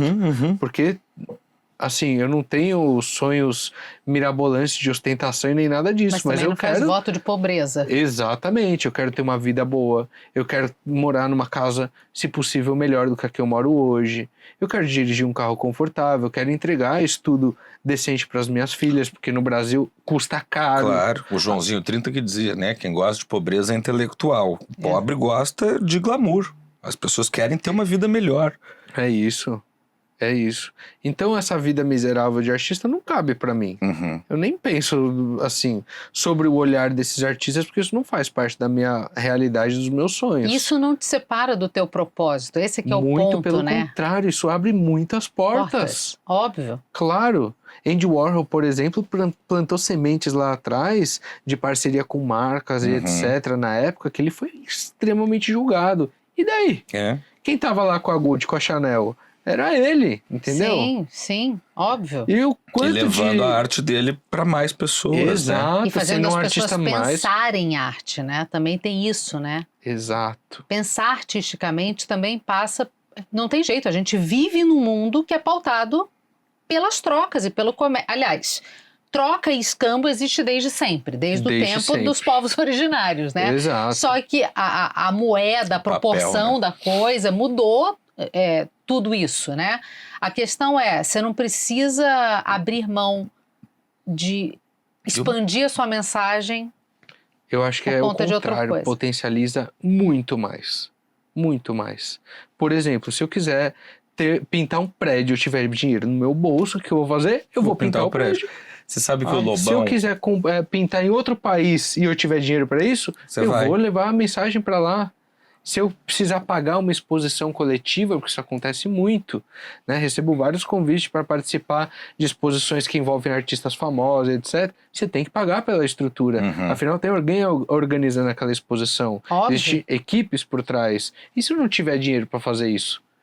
Vou ficar aqui chupando o dedo, me lamentando e vivendo essa falando miséria. para 15 pessoas. Exatamente. O Lobão teve aqui com a gente, e recentemente ele postou um Reels muito bom no Instagram, que ele tava num show e alguém grita assim, toca Raul! E aí ele vira e fala, ele para o show, ele diz, cara, isso aí é péssimo por duas razões. Primeiro porque, pô, o subtexto para quem tá no palco é que o que eu tô tocando não tá te agradando. Você veio no show do Lobão, não do Raul. Então não grita toca Raul pro Lobão, né? E em um segundo lugar, é que o Raul Seixas morreu pobre, na merda, fudido, não sei o quê. E quando vocês deviam estar gritando toca Raul, ninguém tava gritando toca Raul, né? Quando ele ainda podia tocar alguma coisa. Verdade. Eu acho que vai muito nessa linha também, né? Quer dizer... Hoje existe um endeusamento do Raul Seixas absolutamente merecido, porque era um artista genial. Com certeza. Mas que não houve na época em que ele poderia ter faturado com a Van Gogh, né, que você tanto ama, a produção mesma dele. coisa, né? Exatamente. Vendeu um quadro na vida dele pro irmão, Imagina. o próprio irmão. E hoje quanto custa uma obra do Van Gogh? Né? E hoje, se eu pergunto pra você, você gostaria de ter um Van Gogh na sua casa? Porra, Qual delas? qualquer uma. Exato. Por isso eu acho também que é importante trazer, principalmente para o Thiago, que a obra de arte, claro que ela é o resultado final, mas o que existe por trás dela, que é o artista, é tão valioso quanto ela. Então investir nesse propósito da arte é algo que também transcende esse lugar do palpável para aquilo que vai deixar como mensagem. Porque se um artista ele não ganha essa relevância, ele é logo esquecido. Entende? Agora, se um artista como o Thiago trouxe, que é um artista grande, que ele quer que o filho dele seja grande como os outros, então ele precisa criar algo que seja único e exclusivo dele. Eu já fui Como numa casa a que... história do Van Gogh, por exemplo. Claro. Né? Claro. Eu já fui numa casa que tinha um Picasso no lavabo. Olha só. O original, assim. Que isso? É, o verdadeiro. A pessoa tem tantas obras em É casa. uma colecionadora de arte e aí acho que só sobrou espaço pro Picasso ali no lavabo. Caramba. Mas é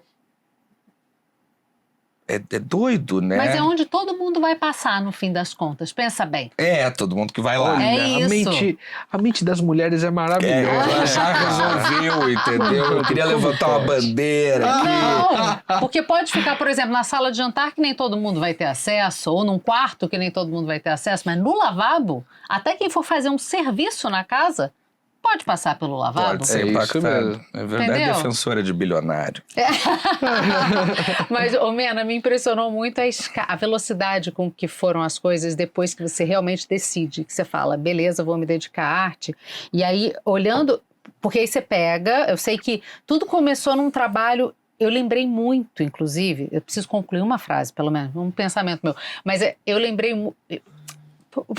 Vamos organizar o pensamento. Eu tenho um irmão autista, de 35 anos hoje. Quando o Gustavo tinha 29, um belo dia, o Gustavo é autista não verbal. Autista e artista, né? Autista e artista. Ele é autista não verbal, sempre desenhou muito bem, no traço livre. E aí, um dia, a gente falando de dinheiro em casa, eu falei, e se a gente vendesse os desenhos do Gustavo? E aí eu olhei para as paredes, eu falei, vamos fazer o seguinte, gente, eu peguei pro meu pai e minha mãe, tirei foto, botei no Facebook, como você fazia com as suas garrafas de Absolute pintadas. E dali a 10 minutos tinha R$300 na conta. Eu falei, gente, Tem uma coisa aí. não é que as pessoas se interessam por isso? Acho que isso dá caldo. E até hoje o Guzi Art tá aí, que é um negócio do meu irmão. Olha que bacana. Muito Mas legal. diferente de você, o Guzi ele faz traço livre no papel canson com caneta só. Então é muito preto e branco. Fazer colorido pro Guzi não é a onda dele, nunca foi. E não faz rostos, né? Isso chama muita atenção Muito também. raramente faz rosto. Ele costuma fazer só o contorno das pessoas e paisagens. Depois eu te mostro Que o legal. Instagram do Guzi. Mas é isso, assim, quando a coisa vira e ela entra num circuito, a coisa começa a rodar quase que automaticamente. É claro que para persistir você tem que continuar mantendo aquilo ali. E eu me surpreendi muito que assim, ó, em janeiro de 2018, você publicou uma foto com a maior obra que você já tinha feito até então, 2,80 m. Em janeiro Cresceu de um 18. pouco, né? Aí em abril de 18, você já estava subindo 12 metros para pintar a fachada da Prolatas. Isso aí. Julho de 18, você já estava pintando na Europa, na viagem que você fez, na frente para milhares de pessoas. Não é o tamanho, mas era a plateia que estava te vendo ali na Europa tal, e você só criando tal. E outubro de 18, você já está expondo no Louvre, a convite de uma curadora brasileira. Isso mesmo. Carioca. Isso. Olha só, eu tô falando janeiro, abril, julho, outubro. Tudo muito rápido. Foi. A virada vem mesmo a partir de 19, que a coisa se sedimenta, eu acho, assim. Que você pega e fala, agora eu vou começar a crescer isso aqui. Até chegar na beira da pandemia, você tá pintando seu primeiro Primeiro prédio. né? Em fevereiro de 20. A velocidade se dá pelo volume de trabalho, pela capacidade de divulgação, ou é Deus que quis e você foi tendo portas abertas, Mena? Eu acho que existe muita energia aqui dentro de mim, sabe? E quando eu resolvi canalizar isso e abraçar de verdade uma causa, não é por ego meu, entendeu? Não é egocentrismo. Por uma causa que impactasse no todo. Eu tenho certeza que esses caminhos foram todos abertos e conduzidos para que eu pudesse semear essa mensagem. Porque tem muito disso. E a gente acredita bastante A gente nisso. acredita, né? Porque assim, há quem vai dizer que é força do pensamento, mas tudo que você pensava acontecia na sequência. É o que você falou do hospital. Ó, Deus, estou preparado para hospital. Ó, Deus, eu quero fazer tal coisa. Aí você pinta os 7 chakras na 23 de maio. Deus, você tem uma visão ali com a Nossa Senhora. No dia seguinte vem uma encomenda, dias depois uma encomenda de Nossa Isso Senhora. mesmo. É uma coisa muito impressionante, assim. As coisas vão se abrindo de fato, né? Sim. Eu acho que isso acontece para quem se coloca ao serviço. Um olhar que transcende a matéria, entendeu? É um sonho, mas é um sonho para quem? É só para mim? Não, é para mais gente. Então, é sobre isso. É sobre espalhar essa mensagem. É sobre espalhar o pulso da arte, para que ela realmente chegue nas pessoas e a gente possa melhorar enquanto humanidade. É a serviço do todo, não é a serviço do meu umbigo. Acho que essa é a grande diferença. Entendi. Você fez um... Não. Eu tô refletindo. Eu acho que essa coisa da intenção é muito doida, né? Era o que a gente estava conversando ali fora. Exatamente. Eu acho que é isso, quando você faz as coisas de acordo... E aí eu acho que importa pouco a intenção em si, qual que é, mas quando você faz as coisas de acordo com aquilo que você acredita, os caminhos, eles de alguma maneira vão se abrindo. É que parece um papo muito esotérico e tilelê. Não é esotérico, eu acho que ele é mais prático até. Não, isso, mas para quem escuta, entendeu? Isso. Que a gente tá falando sobre isso a partir desse lugar em que os 3 concordam que isso faz muito sentido, né? E eu tô falando que a gente tá falando isso ali fora, Mena, porque, pensa, a gente faz jornalismo num mundo que tá meio atolado de informação e ninguém quer sair do seu próprio ponto de vista. Sim.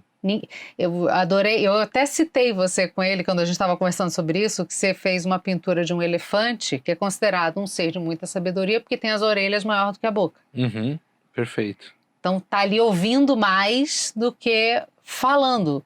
E aí o Gabriel falou, Tô cansado. Cansa, porque parece que a gente tá, né, moinhos de vento. Pra quem que eu tô fazendo isso, né? Assim, a gente tem a preocupação de trazer informação de qualidade, opinião de qualidade. Só que às vezes as pessoas não entendem, e muitas vezes elas não elas querem ouvir aquilo que elas querem ouvir. Então para quem, né? Aí a Cecília te citou. E aí eu te rebato essa pergunta. É para quem? É para todo mundo ou para quem quiser assimilar? Porque vai ter gente que vai olhar e vai brigar com você, vai implicar com coisas menores, não vai. Então é para quem? É para todos, mas nem todos estão para isso. Uhum.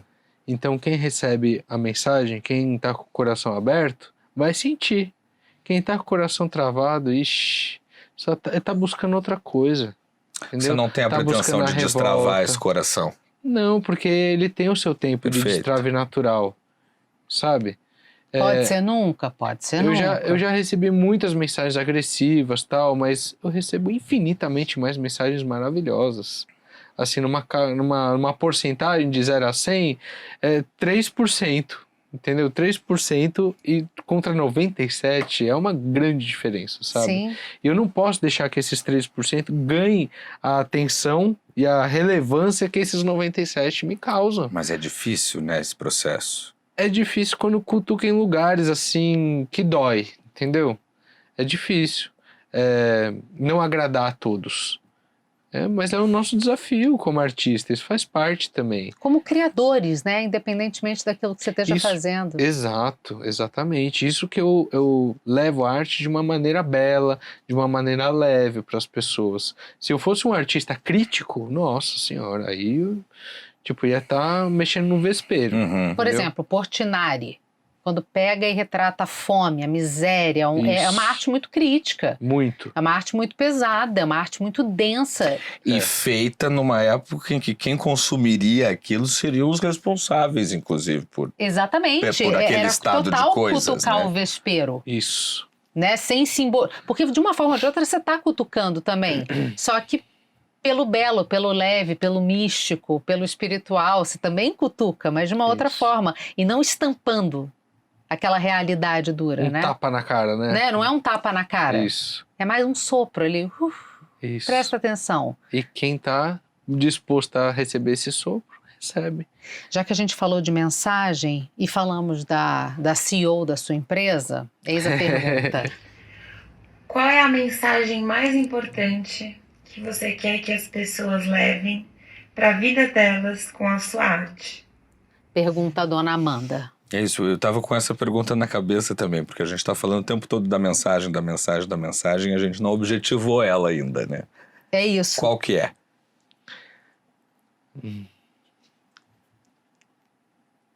Eu quero deixar minhas sementes para um mundo melhor. São várias mensagens diferentes. São convites a reencontrar com a sua criança interior, são convites a olhar para os povos originários, são convites a refletir sobre a complexidade da geometria sagrada. São várias abordagens diferentes. Mas eu acho que essas sementes para esse mundo melhor, elas são sementes da consciência. Sabe? Consciência de coisas que existem dentro de nós e que a gente só precisa reacessar e reviver isso. Porque acredito eu que para o mundo ser um mundo melhor, precisamos, de alguma forma, elevar o nível de consciência do nosso planeta. Isso é de pessoa para pessoa. Uhum. É impossível um governante falar, vou mudar o mundo, e ele mudar do dia para a noite. Isso não vai acontecer. Não. Jamais. É de pessoa para pessoa. A mudança é interna. E quando toca no coração das pessoas, se ela está preparada para essa mudança, já é alguma coisa, já é o mundo melhor. Tem um debate que a gente vira e mexe tem entre nós, e às vezes a gente traz para alguns convidados também, e com essa sua resposta eu quero te perguntar, você acha que a gente está melhor como mundo, como sociedade, do que estava 100, 200 anos atrás? Olha, eu acho que a gente está passando por um momento de provação muito grande na nossa humanidade. Nossa Senhora. Muito grande. Nós evoluímos muito em alguns aspectos, outros a gente regrediu. Esse contato um com o outro, esse reconhecimento da natureza, são coisas que a gente regrediu, de fato. Não tem nem o que contestar. Uhum. Agora, evoluímos em muitas outras coisas, né? Na forma de comunicação, na tecnologia, No saneamento. no saneamento, na medicina, em vários aspectos. Eu acho que a gente está caminhando por um lugar, mas é um lugar perigoso, porque é uma terra ainda que, assim, essa tecnologia, esse lado da balança está ganhando muito mais atenção do que o lado mais simples, que é de verdade o que cada um de nós veio fazer aqui. Uhum. Que é evoluir enquanto ser, não para ter.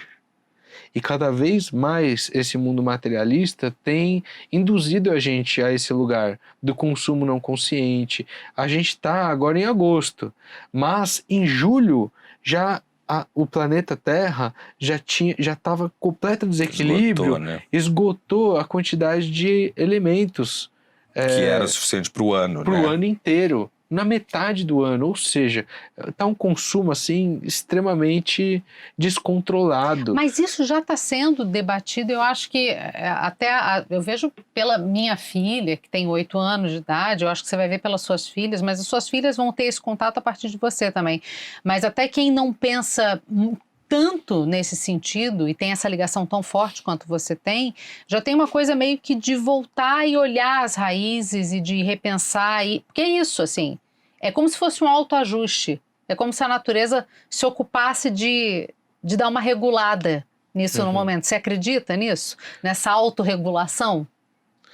Eu acredito, mas eu acredito que a gente também tem o nosso livre-arbítrio enquanto humanidade aqui. E isso afeta tudo, né? Uhum. Isso afeta e é Se a gente não perigoso. estimular pensamentos bons e de unicidade, vai ficar difícil. E tomar conta das nossas atitudes mesmo, entendeu? É colocar na prática. Não consumir tanto lixo, colocar no reciclável. Isso é uma coisa tão simples, né? E uma porcentagem tão mínima da população que faz isso. Sim. Né? Para Separar ter o a lixo. consciência. Ah, vou jogar fora. Não, não existe fora, gente. Uhum. Não existe. Tá tudo aqui dentro, É verdade, não existe fora. entendeu? É esse tipo de consciência que a gente precisa começar a ter. Tudo que a gente vê com mercadoria e tal, é tudo natureza. Vem tudo da natureza. De uma forma Como faz, ou de outra. exato, como faz o petróleo, como faz o papel, como faz os plásticos. Talvez esse Sabe? seja, inclusive, o nosso contato mais profundo com a ancestralidade, né? Quando a gente toca num plástico, quando a gente abastece a gasolina. É verdade. Atualmente, hoje, que o petróleo é isso, né? O petróleo é o resultado É o fóssil. do fóssil que É isso. derreteu depois de centenas de milhares de anos. E é muito doido isso. Né? Tá tudo tão normatizado, né, na cabeça do ser humano que a gente se afastou e a gente nem percebeu. E eu acho que como tem uma frase, né, que tá muito em evidência, que o futuro é ancestral. Uhum. É isso. Então é olharmos para trás, vermos o que de fato a gente precisa melhorar enquanto ser, enquanto conexão, pra gente estar em harmonia com a Uhum. natureza, sabe? E os povos originários ensinam muito isso pra gente. Né? Como conviver em harmonia com o meio em que a gente vive. E tá bem desregulado. Nossa. Vamos tentar deixar, né, esse pensamento aí pra galera, é né? isso. A gente chamou o Meno para falar um pouco de arte aqui no Rivotalks e Falamos de meio ambiente, isso porque a gente nem falou das idas dele ao Egito, né? exatamente. Que você foi mergulhar no templo de Mena, você descobriu, Foi. né? A tumba de Mena. A tumba de Mena. Você descobriu que era um arquiteto, artista, escriba como que pintava você. na parede, né? Isso mesmo. Doideira. E aí Mena se torna para mim também um nome espiritual, né? Aham. Porque é uma conexão muito profunda. É o que eu falo, tudo que esse cara pensa, ele recebe uma explicação, uma encomenda na sequência, é uma coisa impressionante. Mas te agradeço Sensacional. demais. Eu que agradeço. Vocês são ótimos. Obrigada, que te agradeço isso. pelo abrir a mente, né? A gente tenta aqui sempre furar bolhas Uhum. para que mais gente pense sobre outras coisas. E a premissa é que sempre sejam pessoas interessantes. Exatamente. Então eu te Para que agradeço. sejam sementes para uma melhor humanidade. Se pelo menos Exatamente. 2 pessoas pararem para ouvir e assimilar o que a gente está dizendo, já vai ter sido uma baita de uma vitória, Valeu. né? Com a certeza. Às vezes mais eficaz que uma obra de arte. Opa! Vindo do artista, né? Exatamente. Isso aqui é um presentinho dos nossos Oba! apoiadores, a Brasiliana Shop. A Brasiliana manda encomendas que vêm lá dos Estados Unidos para quem quiser aqui para o Brasil, Que bacana. com condições muito bacanas. E aqui tem um monte de quitutezinhos e Quitutes. surpresinhas lá de fora. ótimo. Pra Gratidão. você. Obrigado Viu? pelo carinho. Brigadíssima, Eu também Mena. trouxe presente para vocês. Oba! Que isso! Presente de artista? Adoro. Ah, senta aqui, pode aparecer aqui. Ah, que legal. Que A máximo! Eduarda vai ficar maluca. Vai, minha filha. Porque ontem a gente estava fazendo a reunião de pauta online e a filha dela, a Duda, estava junto e ela toda, né? Mas o Mena pintou a Toioca. Mas o Mena, o Mena pintou não sei o quê. Ela já conhece. Ufa. Isso Puxa aqui, vida. explica pra gente, Mena, é tudo que você já fez? Esse é um material de uma exposição itinerante, que se chama Arte que Transforma. Essa exposição é uma exposição de totens, uma exposição de fotografia dos principais murais que já foram realizados e das frentes que eu atuo também.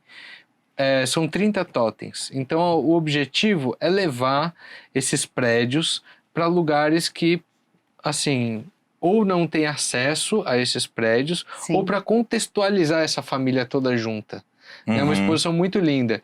E aí, quando a gente fez a exposição toda, eu falei, já temos aí tem um livro pronto. Claro, legal. claro. Exatamente Olha aqui, ó, o que Miguel, tem aqui nesse que eu livro. Essa é a frente do totem, né? Uhum. E Sim. essa aqui é as costas do totem com as informações. Então aqui tem o nome da obra, aqui o endereço, né? Um descritivo de cada uma delas, que eu escrevi com muito carinho. E aqui tem uma ficha técnica, né? De tamanho. Curiosidades, tamanho, altura em pessoas, tempo de execução. Todas as empresas a onde você data. já fez arte, onde você já pintou, com quem que você já trabalhou, né, Mena? Exatamente. Muito legal. É muito legal mesmo. E posso dizer, assim, eu acho que os totens, as imagens, as fotos, a gente consegue ver a beleza disso tudo que você fez aqui em shoppings, enfim. Mas só quem está andando numa Avenida Santo Amaro e olha assim para o alto e vê uma coisa sua, ou está no centro da cidade, olha e vê uma coisa sua, consegue ter realmente a dimensão do que sua arte é capaz de fazer. Então, Gratidão. Parabéns e obrigado. venham passear aqui e ver de perto tudo isso, gente, que é uma coisa maravilhosa. E Ou convidem o Mena para pintar na cidade de vocês. também pode ser isso. Eu ia dar A realizar meu sonho de pintar nas Todas as cidades do capitais. Brasil. Pelo amor de Deus, empresários, façamos isso acontecer. A gente conversa quando desligar a câmera. E para você que chegou aqui através dessa entrevista e não está sabendo, sexta-feira, 12h30, nesse mesmo canal do YouTube, nosso resumo semanal de notícias para você ficar informado com muita responsabilidade, um pouquinho de deboche também. Né? Que é a nossa missão, trazer informação com leveza. E a gente quer que vocês aprendam a fazer isso com senso crítico, mas com um pouco de graça. Exatamente. Beijo! Gratidão.